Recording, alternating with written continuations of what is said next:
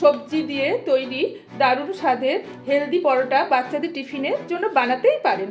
নমস্কার, আমি মিতালি। তৈরি হচ্ছে সবজি পরোটা। ফুটন্ত জলে একটু নুন আর চিনি দিয়ে দিলাম, আর এই মটরশুঁটিটা দিয়ে দিলাম হাফ বাটি মতন। চিনি দিলাম মটরশুঁটির সবুজ রঙটা যাতে ঠিক থাকে। এবার এটাকে 5-7 মিনিট ফুটতে দিতে হবে। এবার এর মধ্যে কটা পালং শাকের পাতা দিয়ে দেব, দিয়ে ঢেকে রেখে দেব। কড়াইয়ে তেল দিয়ে দিয়েছি, এবার ওর মধ্যে শুকনো লঙ্কা দিয়ে দিলাম, জিরে ফোড়ন দিলাম। সেদ্ধ মটরশুঁটি, পালং শাক আর আলুটা এই ম্যাশারের সাহায্যে ম্যাশ করে নেব। এবার এর মধ্যে অল্প হিং দিলাম,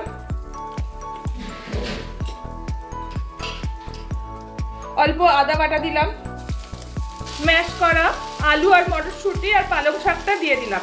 এবার এর মধ্যে কাশ্মীরি লঙ্কা গুঁড়ো, চিনি, নুন, হলুদ দিয়ে দিয়েছি।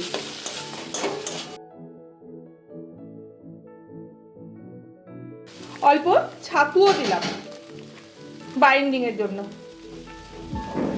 দিয়ে একটা পুর তৈরি হলো। আটার মধ্যে নুন দিলাম, অল্প ঘি দিলাম আর চিনি দিয়ে ভালো করে মেখে দিলাম। এটাকে বেলে নেব। এটাকে চাকু দিয়ে চিড়ে নিলাম, দিয়ে এর মধ্যে অল্প পুর দিলাম। এবার এটাকে ফোল্ড করে নেব, তারপর আর একটা ফোল্ড করে নিলাম, দিয়ে এটাকে এবার বেলে নেব।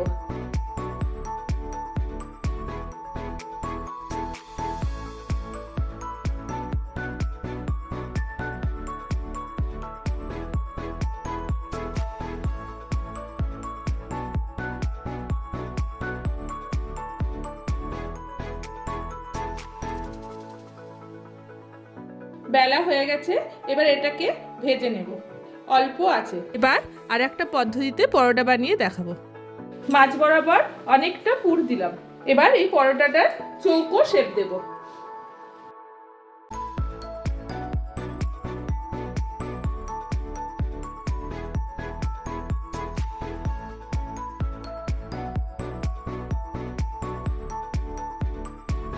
এইভাবে পরোটাটা ভাজা হচ্ছে। চৌকো পরোটাটা ভাজা হয়ে গেছে। এরকম হেলদি পরোটা বাচ্চাদের টিফিনে বানাতেই পারি। নমস্কার, আপনারা সকলে ভালো থাকবেন।